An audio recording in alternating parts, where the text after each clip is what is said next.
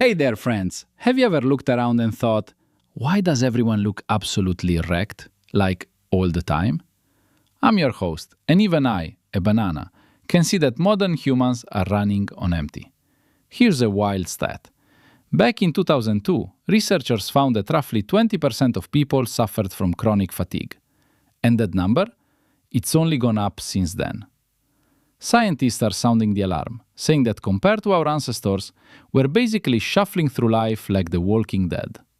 And supposedly, it's all because of our terrible modern lifestyle. Now, that's the popular narrative. But here's what's actually interesting. In a book called Exhaustion, A History, the author makes a bold argument. People throughout history were just as exhausted as we are today. The difference? The kind of exhaustion has changed. For most of human history, fatigue came from brutal physical labor. Then the Industrial Revolution hit, factories and offices took over, and the tiredness shifted from the body to the mind. But at least back then, people knew why they were tired. Today, that clarity is gone. Over the last 50 years, we've transformed our environment so radically that most people genuinely cannot identify what's draining them. A medieval farmer knew, stop working, rest the body, feel better. A 19th century scholar knew, put down the books, take a walk, recover.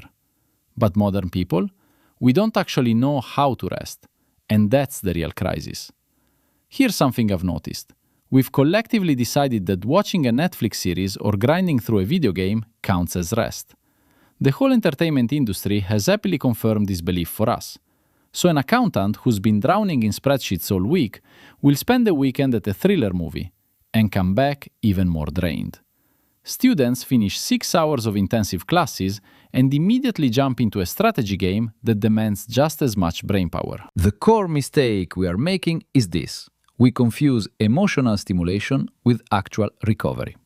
If something feels enjoyable, we assume we must be resting. We scroll social media, watch TV, talk on the phone. It feels like relaxing. But physiologically, we are piling more load onto already overworked systems. Worse yet, we use all this stimulation as a substitute for the things that actually restore us: proper sleep, physical movement, solitude, and genuine mental stillness.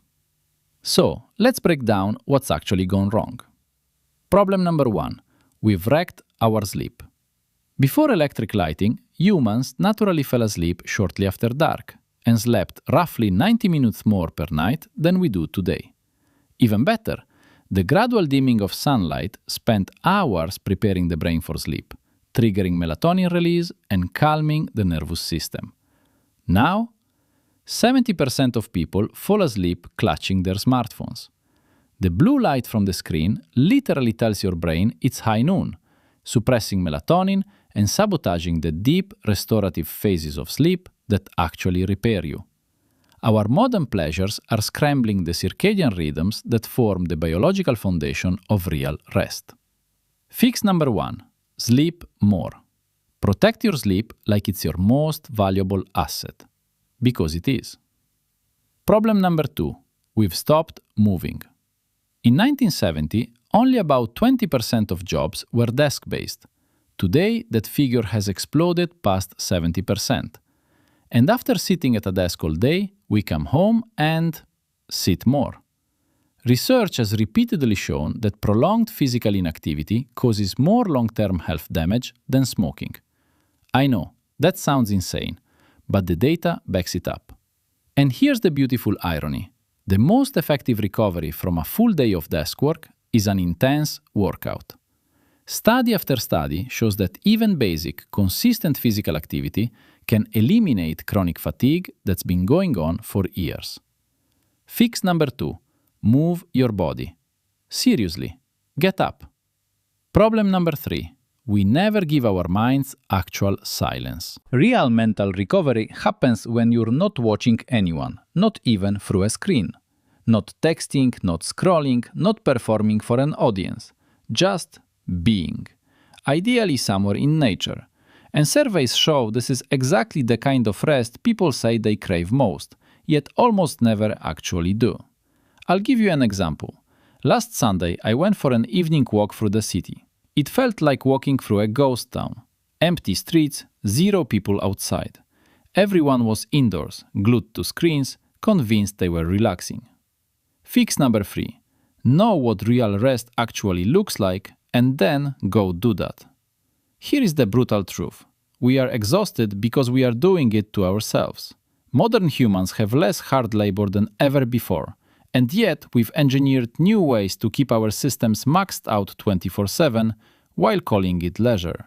This is actually why people who get into Eastern practices, yoga, meditation, tai chi, tend to become completely obsessed with them. Because built into those traditions is everything the modern world forgot: genuine physical challenge, solitude, mental stillness, and sleep hygiene. It all works together. Maybe yoga isn't your thing. That's fine. But whatever you choose for rest, make sure it actually hits those 4 pillars. I'm rooting for you, friends. Now go get some real rest. Good luck and peel ya later.